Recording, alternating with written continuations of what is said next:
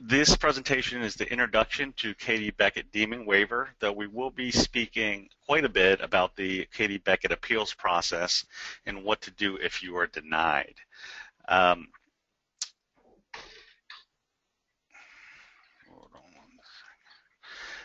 First, a little bit about myself. My name's DJ Jaram. I am an attorney here in Georgia. I've got 20 years of practice experience.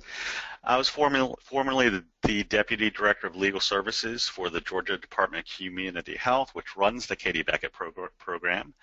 I was also an administrative law judge for 4 years, and in that role I would preside over Katie Beckett appeals and IEP appeals and other types of special needs cases. My firm right now, Jaram & Associates, we specialize in healthcare regulatory matters, Katie Beckett and now comp waivers, and special needs trusts and estate planning. What we're going to talk about today is we're going to do a little bit of an overview of Katie Beckett. There's some misinformation out there, and I get a lot of questions, not just what is Katie Beckett, but kind of what is the package of benefits associated with Katie Beckett. The roadblocks we see towards Katie Beckett approval, which of course leads to denials, and we'll go through those top 5 reasons for denials. And then if you are denied, we'll talk about the Katie Beckett appeals process. The reason I got into this area of the law is the light of my life, which is my 7-year-old son, Kai. Kai has a diagnosis of autism and Williams syndrome, and we are actually on the Katie Beckett program, so not only do I see Katie Beckett from an attorney standpoint, but I see it from the parent standpoint. So what is Katie Beckett? One of the big misconceptions out there, or one of the questions I get from parents is some kind of question along the lines of, is that a Katie Beckett benefit? Well, there really is no Katie Beckett benefit.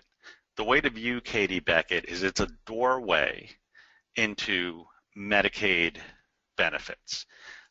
Just like any other type of doorway, whether it be disability or low income eligibility or SSI eligibility, Katie Beckett is just another form of eligibility. So there is no Katie Beckett package of services as much as Katie Beckett's a doorway into all Medicaid services.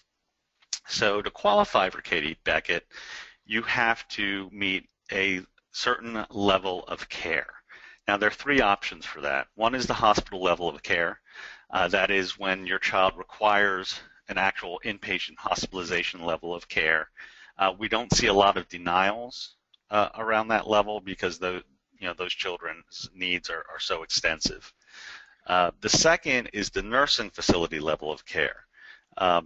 Those are for the children who do have extensive needs, may not have an intellectual or developmental disability, but do need skilled services on a regular basis. And by skilled services, what we mean are skilled nursing services, but it can also be services from an occupational therapist, a physical therapist, or a speech therapist, or any other skilled licensed individual. The services have to be received by an individual a minimum of 5 days a week. The last level of care is the intermediate facility level of care. That's called an ICF-D, Intermediate Care Facility for Intellectual Disabilities. Those are the children who do have a developmental disability or an intellectual disability or something or a condition that mimics the challenges of those with an intellectual or cognitive disability. And we'll get into that a little bit later. One of the big reasons for denial that I'm sure a lot of you are seeing out there under the ICF-D is the requirement the department has that a child be receiving services 5 days a week. There are a lot of questions out there about, well, is it 5 days a week or is it 5 sessions a week? And we'll get into that a little bit later when we talk about the roadblocks. As I mentioned, Katie Beckett is one of those, is a doorway to Medicaid services. What services are included? Well, for children under the age of 18, under federal law, children are eligible to receive from Medicaid anything that is deemed medically necessary. So occasionally we hear parents ask questions saying, well, Medicaid won't cover that.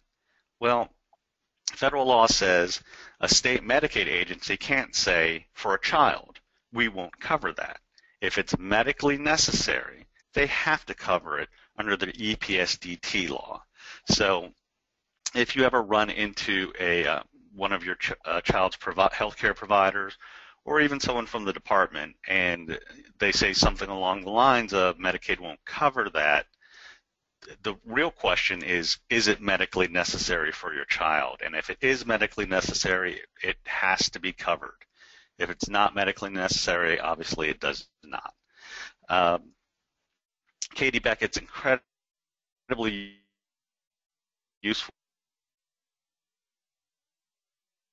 for your primary private insurance. It'll also cover many things that private insurance may not cover.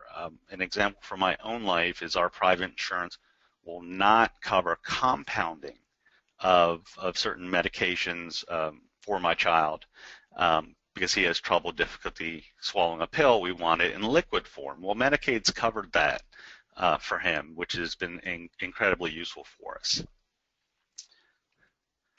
Okay, so what I have up here is an actual printout of the ICF-D level of care from the Katie Beckett manual. And this is probably one of the most important slides in the entire presentation. This slide and its nursing facility slide are really, this is kind of the end-all and be-all of Katie Beckett eligibility and Katie Beckett denials. This is the chart that you have to meet. If you meet this chart, you will qualify for Katie Beckett, assuming you meet the financial eligibility requirements.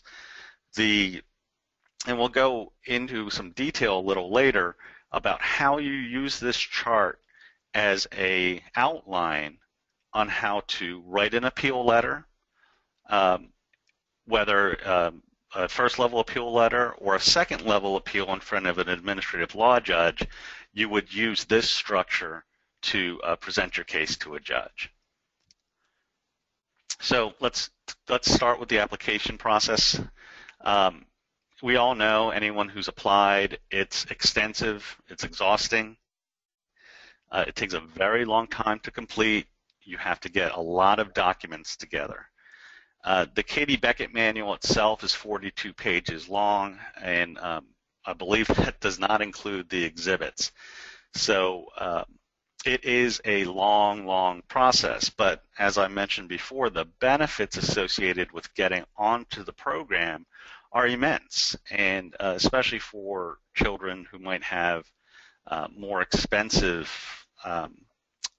medical needs, things like hospitalizations. Having Katie Beckett as a primary or secondary insurance, it could be incredibly valuable and really financially life-saving for some families. Point being, it's worth it. Take the time, go through it. There are advocates out there that do help families with this, and they are really pretty affordable. You can always contact Parent to Parent to get a list of advocates who can help you with the application process. It is stressful. I won't kid you, but again, my best advice is stick with it. One of the things we see happen quite a bit with families is they will give up. They will say, well, look, who has the time? We know as parents and as the parents of children with some special needs, we're busy.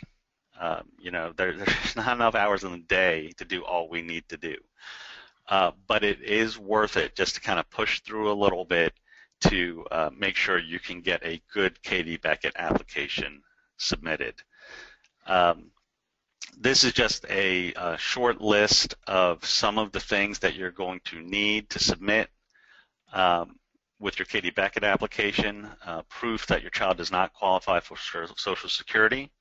If they do qualify for Social Security, they will be eligible for Medicaid through that category of eligibility. So that's why you need proof that your child does not qualify.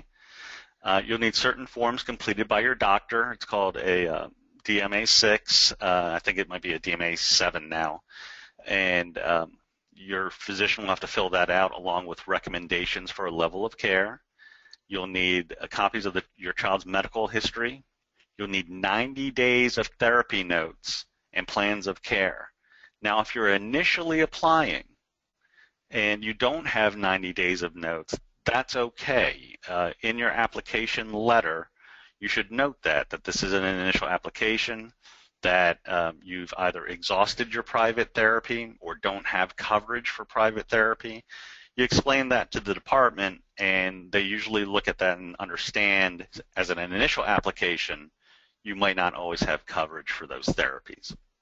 If your child has an IEP, they'll want a copy of that. Level of care statement, where your physician checks off which level of care that they feel your child will qualify under. If you think your child will qualify under more than one level of care, and so if you think they would qualify under ICF-D and nursing facility level of care, check both. It doesn't hurt to see if you qualify under either of those. Cost effectiveness form is a little bit self-explanatory. A psych eval, it's got to be completed within the last 3 years and include an IQ score for your child. And of course, your basic Medicaid application. We hear a lot from our clients, from the parents, about frustrations through the application process. Things like, we've applied 3 or 4 times. It's confusing. We're not sure why we're being denied. I'll be honest with you, the denials that the department issues are confusing, and it's kind of hard to figure out exactly why you're being denied. If you do receive a denial letter, contact parent to parent, contact my law firm. We can help you figure out exactly why you're being denied and what next steps you should take. Here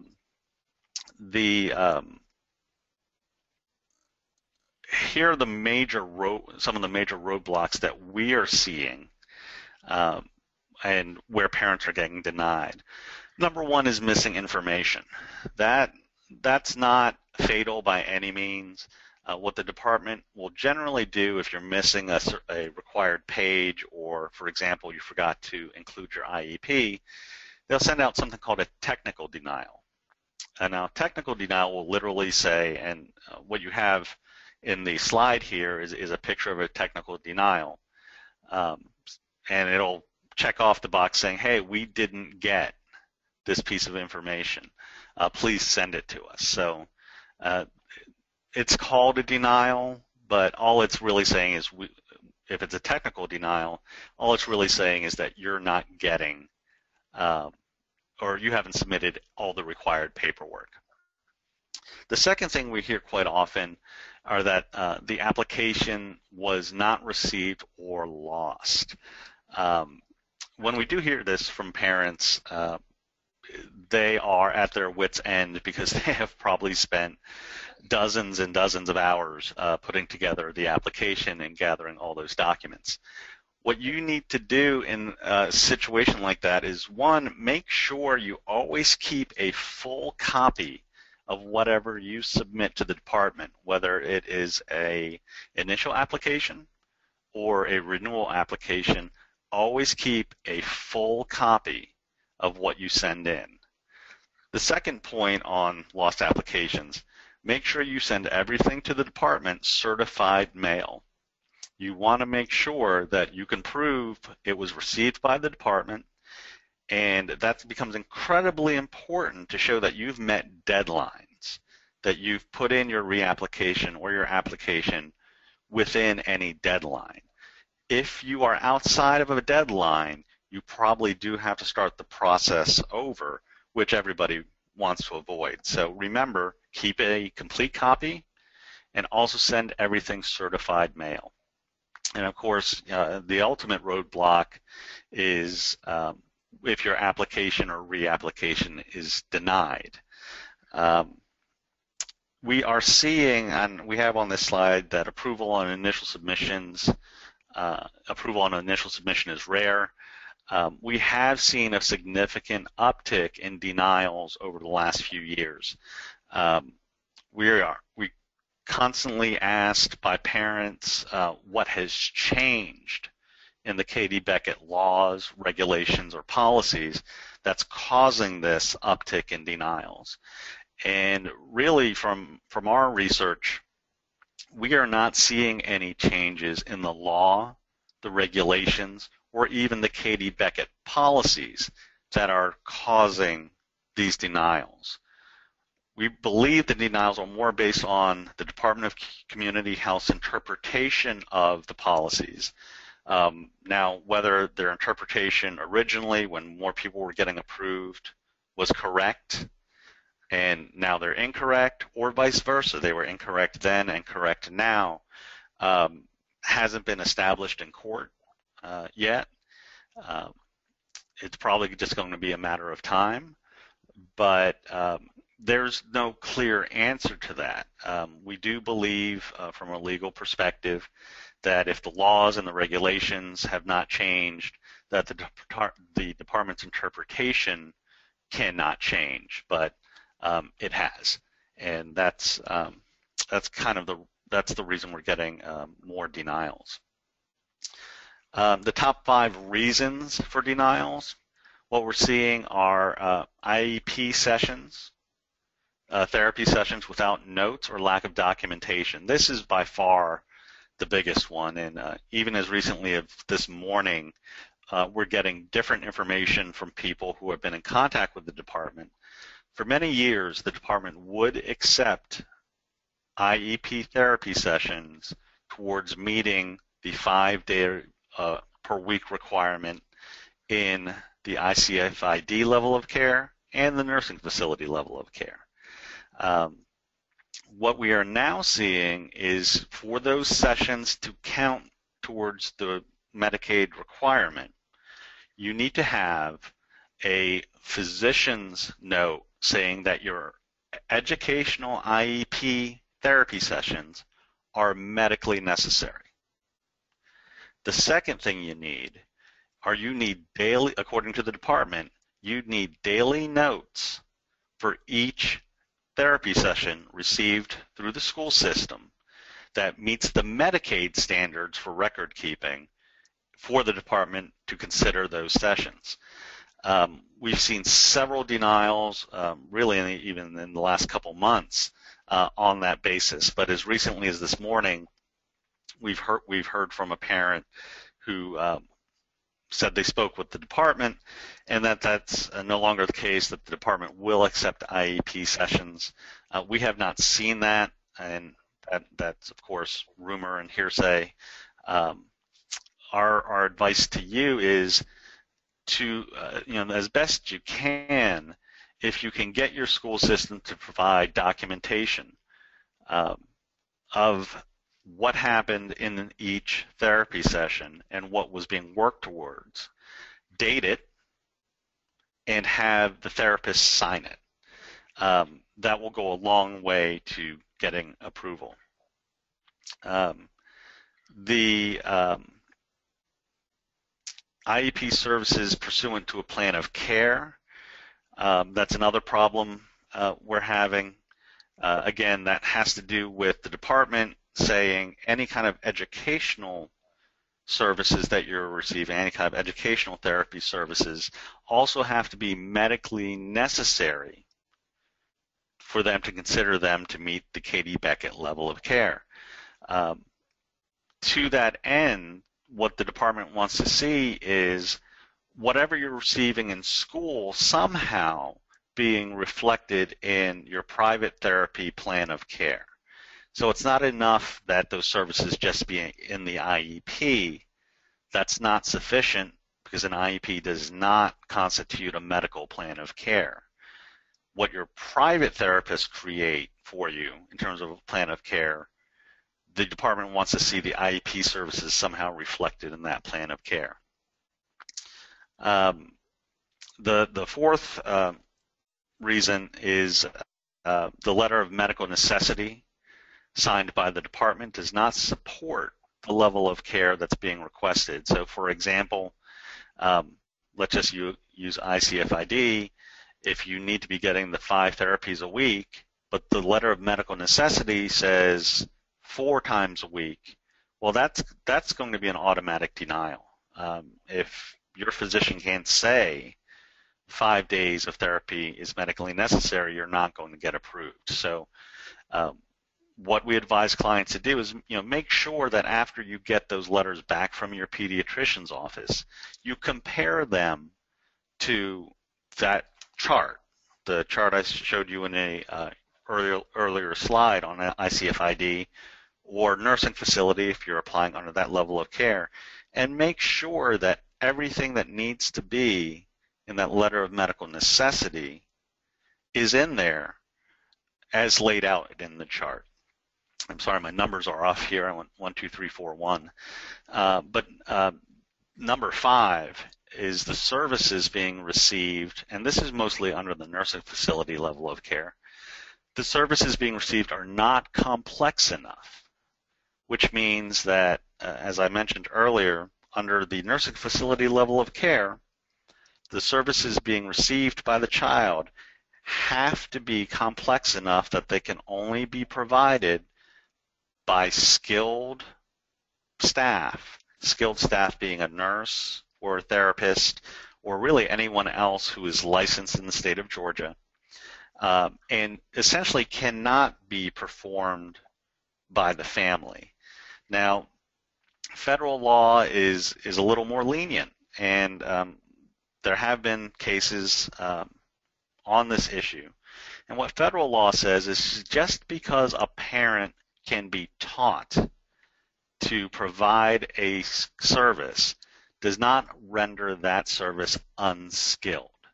So in other words, and we all know this, we do things for our children sometimes that normally a nurse would be doing, but we do it because we have to do it. Otherwise it won't get done. The nurse may not be there. Well, what federal law says is, well, just because mom and dad do it sometimes doesn't mean it's not skilled. And if it's skilled, if it's a skilled service, it does qualify towards that nursing facility level of care.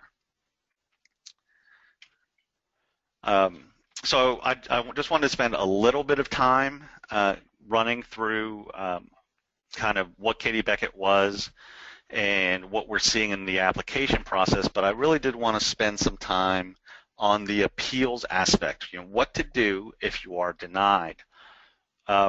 There are 2 stages to the Katie Beckett appeals process. Number 1 is if you're denied, you'll receive in the letter either something called a technical denial, which I noted before. You're just missing documentation that the department needs to see. And number 2, you could receive something called an initial denial.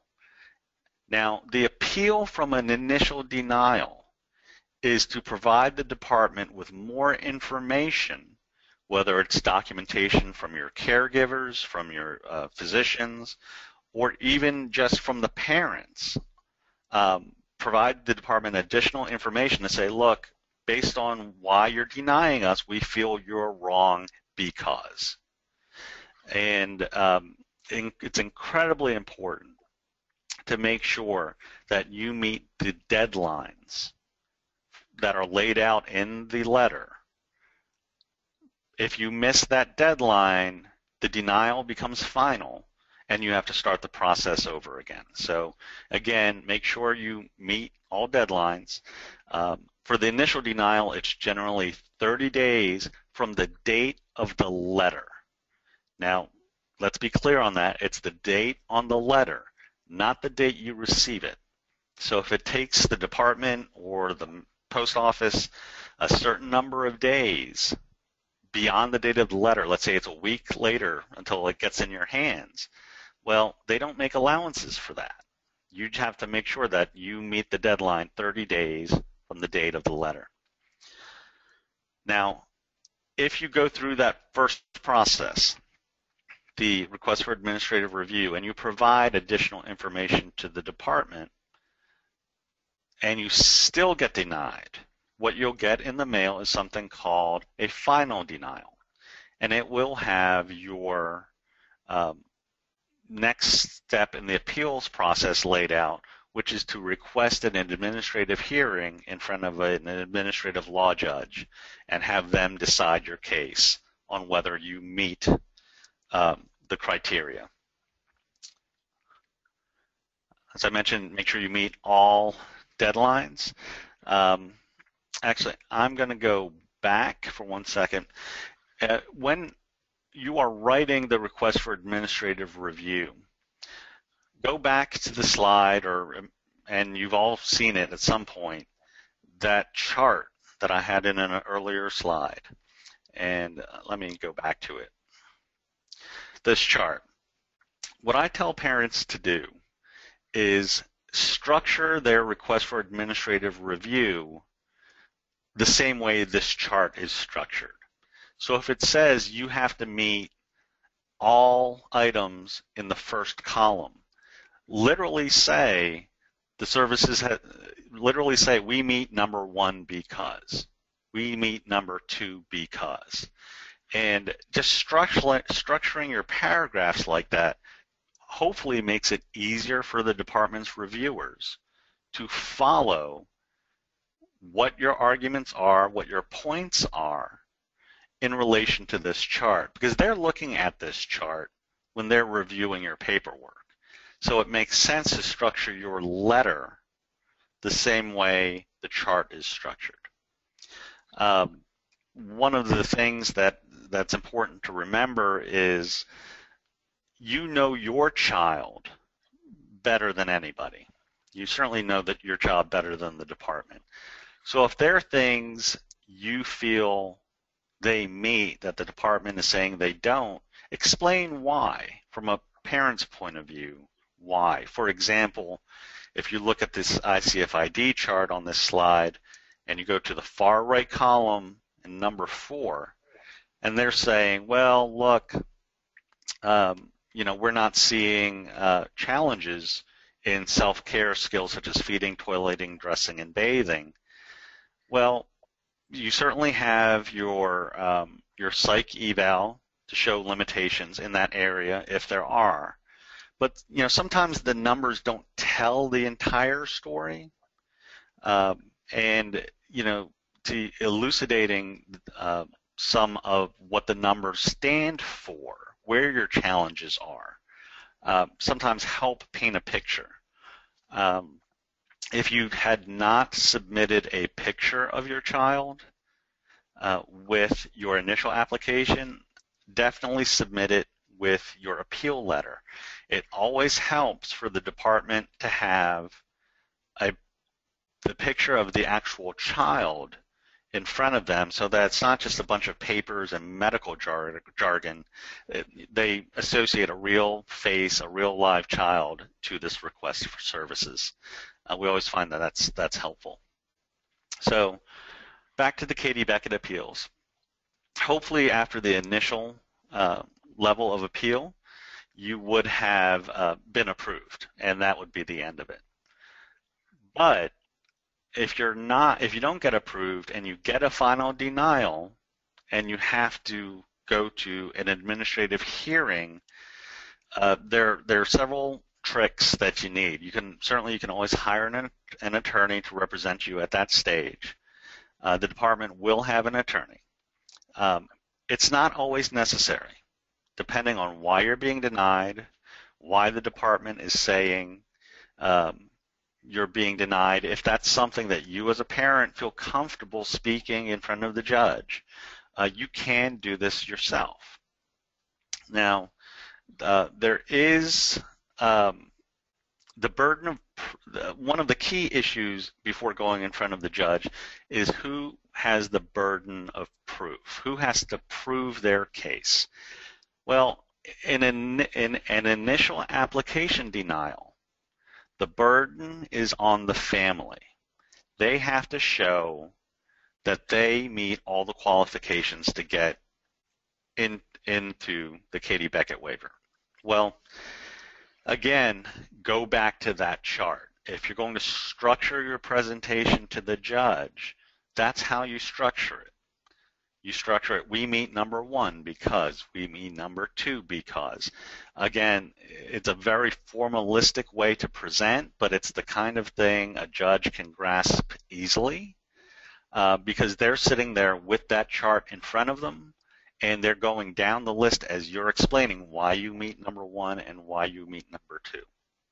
Now, if it is a renewal application and you get denied, the burden of proof is on the department to show that you don't qualify. Whichever party has the burden of proof, they go first. They present their evidence to the judge first. As we said, the administrative hearing is in front of a judge. It's in a courtroom, generally in downtown Atlanta.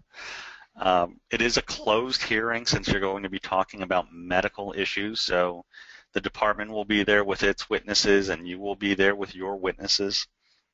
The rules of evidence do apply in these hearings, but the judge does have the discretion to allow things in contrary to the rules of evidence, and many times when a family is not represented, they will do that. The process in which the hearing goes, both parties will have the right to make an opening statement. The opening statement, whichever party has the burden of proof will go first and give their opening statement. The opening statement, that's a roadmap to judge, this is what we're going to show you with our evidence. This is what our witnesses are going to say. You will have to call witnesses. It's important, certainly a family member will be a witness since they know their child better than anybody. It is incredibly useful for the families to have a medical witness, whether it's the child's pediatrician or specialist. The kind of weight that a medical professional brings to the table, especially if the denial is based on a medical issue, is incredible. Certainly, if it's a medical issue, the department will have its own medical witness, and it's very hard for a family to prevail on a medical issue when the department has a doctor saying something is not medically necessary, or that the family doesn't meet a certain criteria. If the family does not have their own doctor saying that's not correct. When the witnesses are called, when you call your witnesses, you will have to ask them direct examination questions. That's generally who, what, when, where, why. I'm sure you've all seen legal TV shows when an attorney will jump up from the table and say, objection, leading the witness. Well, that is a real objection, and when you are questioning your own witnesses, you generally cannot lead them. If you ask who, what, when, where, why, you won't be leading them. You will have to cross-examine the department's witnesses. So if the department calls its witnesses, they will ask their witnesses the who, what, when, where, why, and then you can ask questions on cross-examination of those witnesses. Very effective cross-examination questions include what that medical witness knows about your child. Certainly, on almost every case, the department's medical witness will never have met the child. They would have never examined the child. The sum total of their knowledge of your child will be in the documentation. Now, when a judge is weighing that against your physician, who has been your child's physician since birth or for 5 years and has examined them several times and reviewed all medical records and has seen the challenges that the child and the family have, well, the judge is really going to weigh the testimony of those two experts and almost always gives a little bit more weight to a expert physician who has actually seen the child. And finally, the hearings wrap up when both parties give a closing statement. Again, the party with the burden will go first.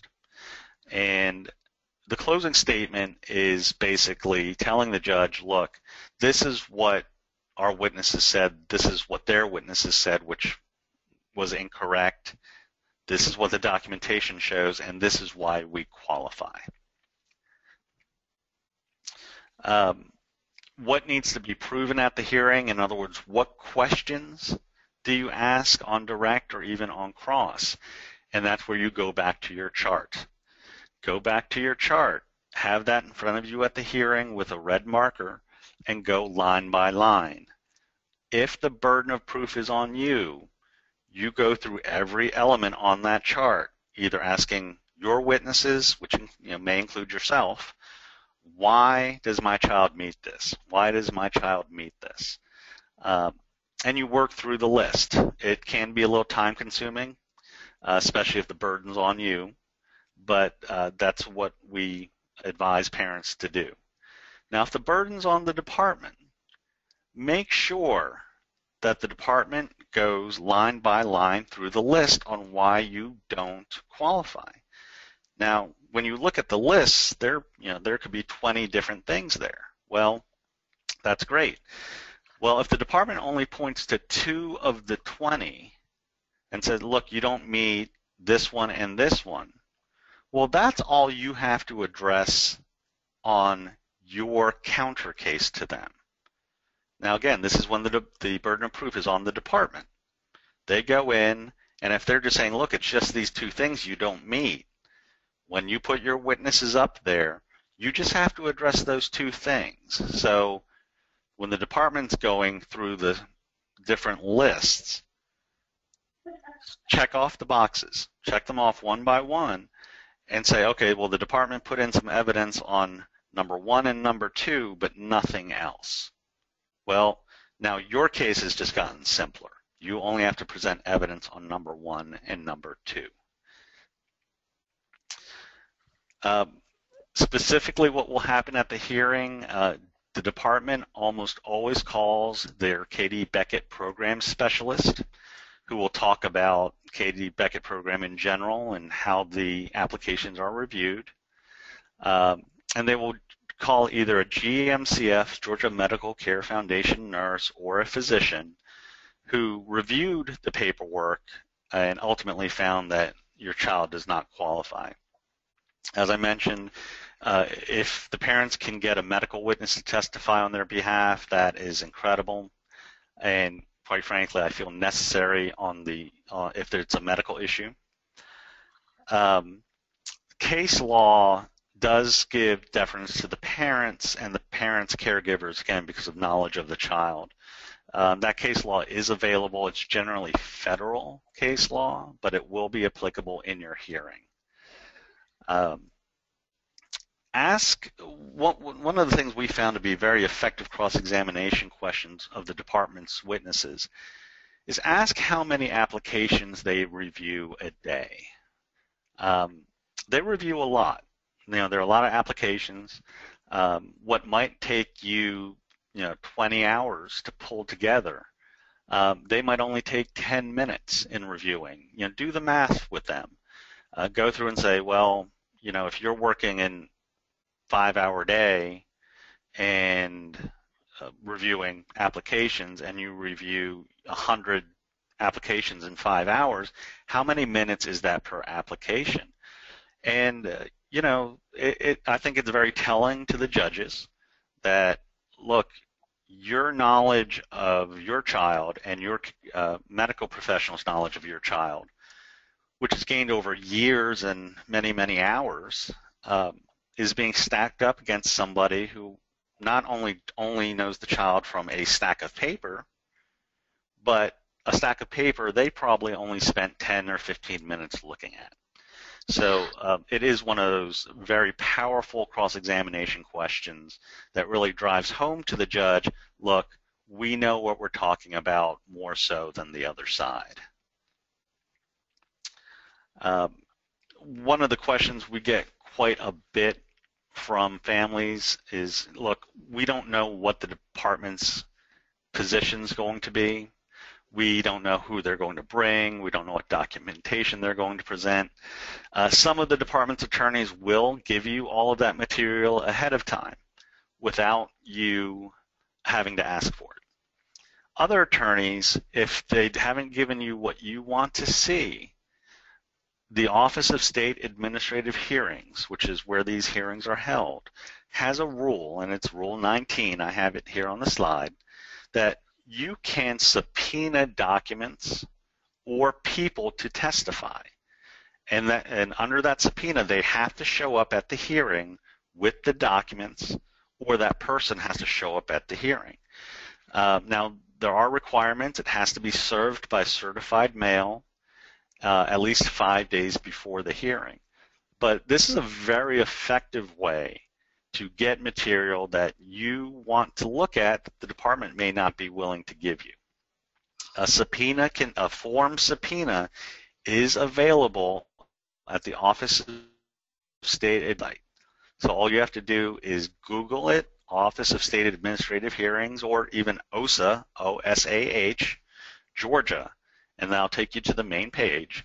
And there will be a link for form documents, and you can pull a subpoena form off the website. Another very effective way to find out is essentially what the department's case is. After your conversations with the department's attorneys and after looking at all the documents, if you still have no idea really why you're being denied, you can always email the court and request a pre-hearing conference with the administrative law judge. Now, if you email the court, make sure you email the department at the same time. You carbon copy them on that. During that call, if the judge grants it, which many times they do, you'll have a phone call with the judge and the department's attorney. You can just say, Judge, look, I really don't understand the department's case or why we're being denied. And the judge can help in regard to ordering the department to explain in, frankly, plain English why you're being denied. You can ask the judge to issue a pre-hearing order. What that order does is it'll say, look, we want both parties to exchange lists of who's going to testify and what documents they're going to use. That way, before you go into the hearing, you can be prepared. How to request the hearing, this should all be laid out in the final denial letter. The department must receive your request for hearing, and again, it's received. That's not put in the mailbox. That's be in the department's hand within 30 days from when the decision was received by the member. The final denial letters are a little different than the initial denial letters on the deadline when the deadlines start running. So make sure you read your document carefully. The request for hearing has to be in writing, and this is very important. A copy of the denial letter issued by the department has to be attached to the request for hearing. If it is not attached, the department will reject that request for hearing, and then you become in danger of missing deadlines. In your request for hearing, they generally want to know why you feel the department's decision is incorrect and what you want the department's decision to be. Obviously, you want the decision to be approval of your application or reapplication. The evidence onto why the department's decision is incorrect can frankly be as simple as we feel we meet the level of care. So don't worry about that too much, but you do want to put in a line or two covering those issues. And again, all of this should be laid out in the final denial letter. One of the most common questions we get from families is in a renewal, can the parents continue to receive benefits through the appeals process? The answer is yes, they can. Federal law does require that during the appeals process, the department allow parents to keep their benefits. Now, under those laws, though, if you ultimately lose at hearing, the department does have the right to go back and charge you for whatever they paid in the way of benefits for your child during that appeals period. Now, I have not seen that happen. That doesn't mean it does not happen. But in 20 years of doing this, I've not seen the department go back for that money. They may someday, and they certainly have the legal right to do that, so I don't want to advise you either way on whether to keep your benefits going during the appeals process. But if you feel that your case is strong, just know you have that option. And to the best of my knowledge, the department has not gone back to recoup those monies from families. We are kind of coming up on our deadline here. I know I've run through a lot of information at a high level and wanted to see if anybody had any questions. Yes, a question is there is there a certain amount of time that you can appeal a denial? If the question is, you certainly have those deadlines in which to appeal the denial, but ultimately if you're denied and at the end of the day the denial stands, there is no waiting period to reapply. You can turn around and reapply immediately. Okay, so you can't appeal that same denial. Like you have to go back and reapply. If the final denial stands and it becomes final, so you either lose your hearing or decide not to appeal, you can turn around and reapply again, and you always have your appeal rights associated with every application or reapplication, no matter how many you do.